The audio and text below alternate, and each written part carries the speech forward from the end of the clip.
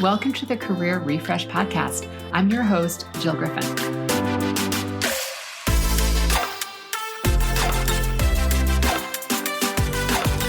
I'm a former media and marketing executive turned career strategist and executive coach. I spent my career working my way up and through the ranks of global organizations and startups, and today I show others how to do the same. Join me each week as we discuss the strategies and actionable steps to leverage your strengths, increase your confidence, and develop your career well-being. Ready? Let's do it.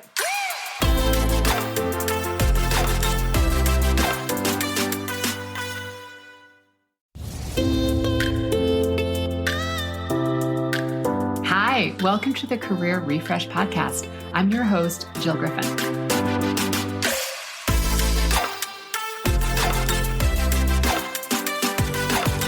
I'm a former media and marketing executive turned career strategist and executive coach. I spent my career working my way up and through the ranks of global organizations and startups, and today I show others how to do the same. Join me each week as we discuss the strategies and actionable steps to leverage your strengths, increase your confidence, and develop your career well-being. Ready? Let's do it.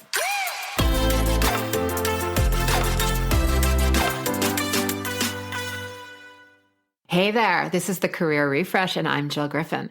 All right, friends, this podcast is something that I've been wanting to talk about again for a while. I talked about this many episodes ago, but it is about how you change a belief, right? It is mindset. And mindset, a lot of times people are like, oh, develop a positive mindset, right? Mindset isn't about always putting a positive spin on something, or it's like trying to force yourself to believe something that you don't believe, because when you try to do that, what happens is nothing, right? That's like putting something on, a Post-it note in your bathroom mirror that sits in front of you and it just becomes wallpaper because you don't believe it yet. Or every time you see that thought, you think, oh yeah, and it almost like makes you feel a little bit bad, right? That's not what we're talking about. We're talking about finding the collection of thoughts and beliefs that you hold true and that you can repeat often. And even if you're like, well, I kind of believe it, but I don't always believe it, that's a good place to start. Your mindset shapes who you are and also what you're going to achieve, because your thought creates a feeling inside you. And then from that feeling, you're going to take an action or an inaction, right? Because everything we do in life is because of how we want to feel or because of a feeling we want to avoid. So much of the work that I do right now, as the marketplace is shifting, we still have low unemployment, we still have high wages, but as more and more layoffs are being announced, and they're being announced by the larger companies, and therefore with the larger companies, we all go, oh gosh, and then there's the adjacent companies that support, and they start making layoffs, and people start getting into their mind. And it's about management of your mind. I'm not saying it doesn't suck to get laid off. I'm not saying it doesn't feel uncomfortable to hear about layoffs. That's not what we're doing. It's really looking at the facts around your particular situation and deciding how you want to approach it.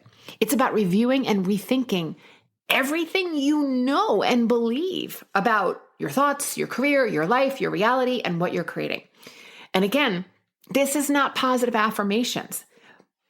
In order to create lasting change, you have to take small steps and then repeatedly look at those thoughts over time. I was just speaking to a client this morning, and we were talking about, okay, we're 4 months into the year. What do we want to create for the remaining 8 months of this year? Where do we want to be in, if we're looking at it calendarly, right? Where do we want to be in December? And if the idea is that you are going to be in a higher level position, then not getting a call back today, or not getting the response when you sent out the resume or you went on the interview and you haven't heard from them, that just becomes data.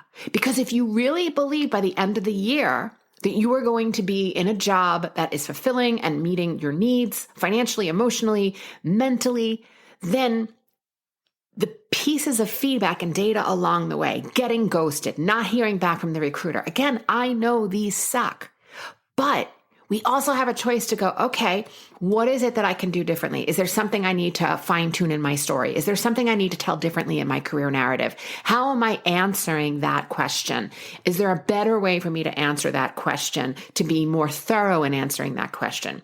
I often say in order to get a job, we need to be telling the story about how our skills are repeatable, scalable, and transferable. Repeatable. I've done it before. I can do it again. Scalable.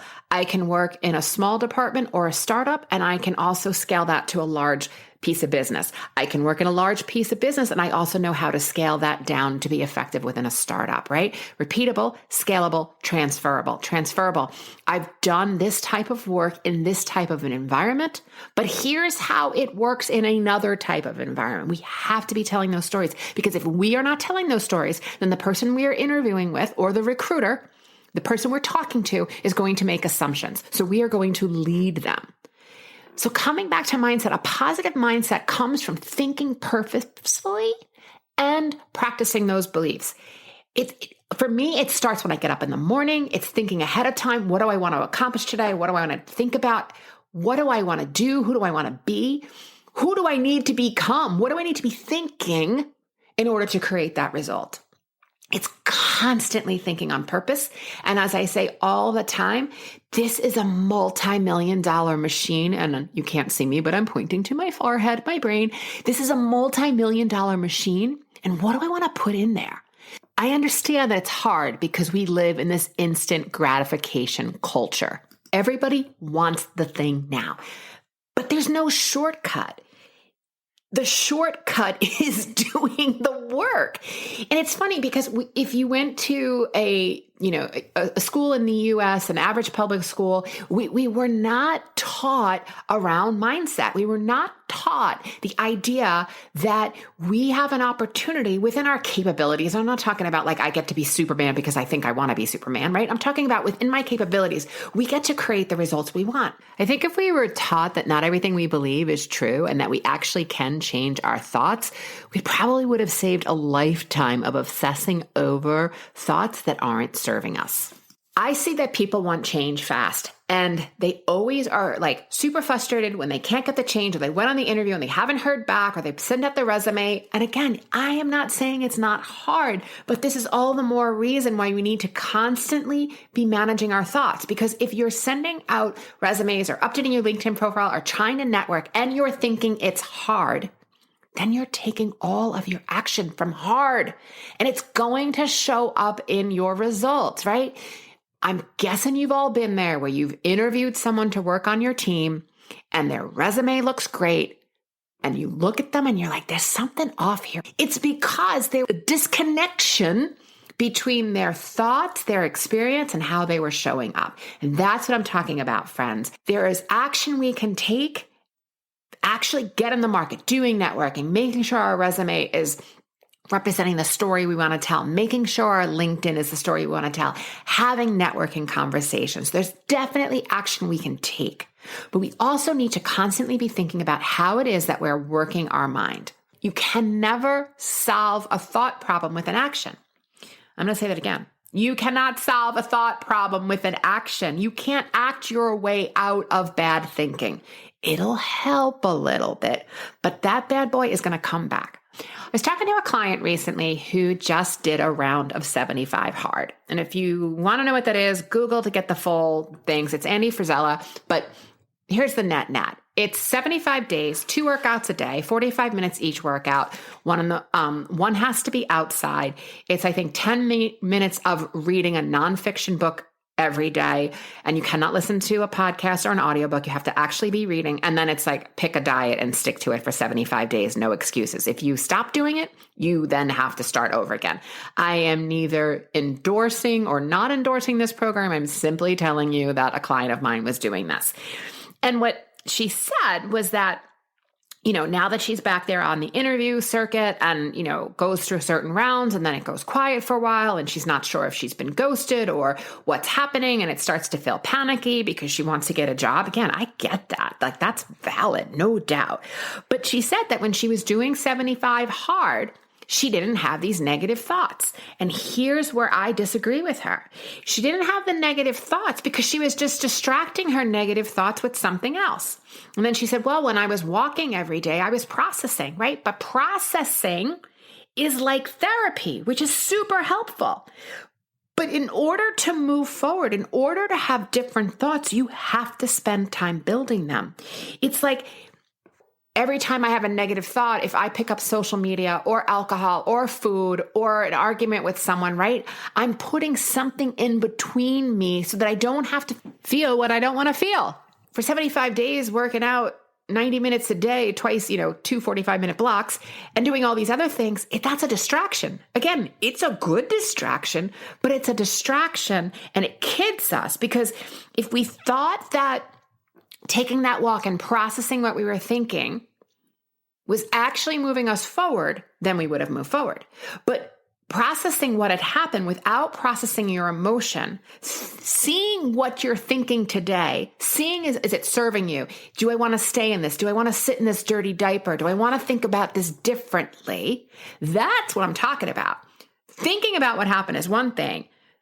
Doing like self-coaching for yourself and really asking yourself, is this serving me? That's where we want you to go. Because at the end of the day, if you knew that all the job interviews you were going on right now and you'd have a job in 90 days, how would you be thinking about not getting return phone calls or delayed responses or the failures that you've had along the way, or I didn't get the job? Again, I'm not saying it's not going to be disappointing, but you wouldn't let it stop you. If you knew for sure and you believed for sure that you were going to have a job, you wouldn't let these pieces of information, this feedback along the way, the ghosting from the recruiter, I've applied to 100 jobs off of LinkedIn and haven't heard from one of them. You wouldn't let it stop you because you would stay in belief. But that belief doesn't just happen. You have to build that belief. You have to find a thought. It's possible I can get a job. I'm willing to believe I can get a job. I'm learning how to get a job. I'm learning how to get a job in this marketplace. I'm learning how to play the game in this marketplace. Those are the thoughts that then you can start revving on. You're like, okay, that feels a little bit better than I'm never going to get a job. And then you start revving on those. So then you start thinking, differently, because you cannot be in the negative thinking and be in the strategic solution of moving forward. It is biologically impossible, friends. This is fight versus flight. You cannot be fighting the fight in the action and also be thinking strategically. One has to stop in order to do the other. Thinking about your thoughts is a start, but depending on what those thoughts are, it can keep you in a thought loop. That's one of the challenges with just journaling. If you're constantly just writing the same things over and over and you're not working on a plan to change the thoughts that don't serve you, then you stay where you are. And that's what my client was doing when she was saying that she was, thinking while exercising. She was just in a thought loop. The way to change your thoughts is to process all of this. So first, recognize what you're thinking. Write it down. I'm going to tell you that's always the easiest way, whether you're a pen and paper person, whether you want to open your notes app, write it down. And watch the critical self-talk. It doesn't matter what your thought is if it's not serving you, but either way, if you're practicing it, you start to believe it. You could easily be practicing a positive thought and believing that. See the gap between where you are and where you want to be. Then, if you're not where you want to be, you want to neutralize the thought. So I would recommend that you work on more neutral thoughts, things like, there is opportunity. I'm learning how to create opportunity in this marketplace. I'm willing to believe that the next interview is around the corner.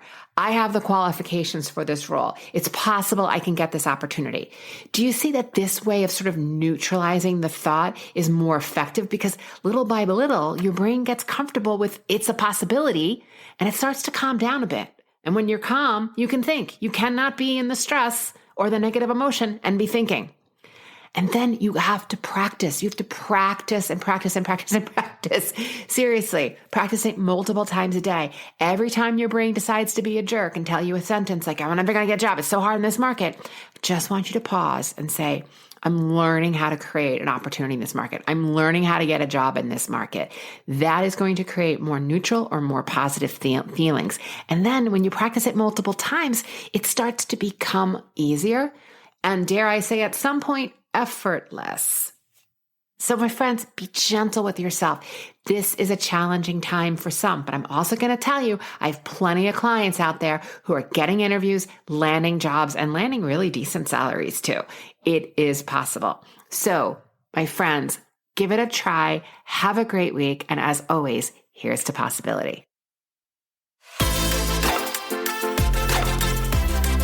Hey, thanks for listening to the Career Refresh podcast. If you're enjoying this and you want more information, go to my website, jillgriffincoaching.com. There you can find information on how to work with me one-on-one or my group programs, or even bring me into your workplace. I'll put the link to my website in the show notes. But hey, listen, before you go, do me a favor, rate and review this podcast because it definitely helps me get the word out to people everywhere so that they can also thrive in the workplace. All right, friends, I appreciate you. I'll see you soon.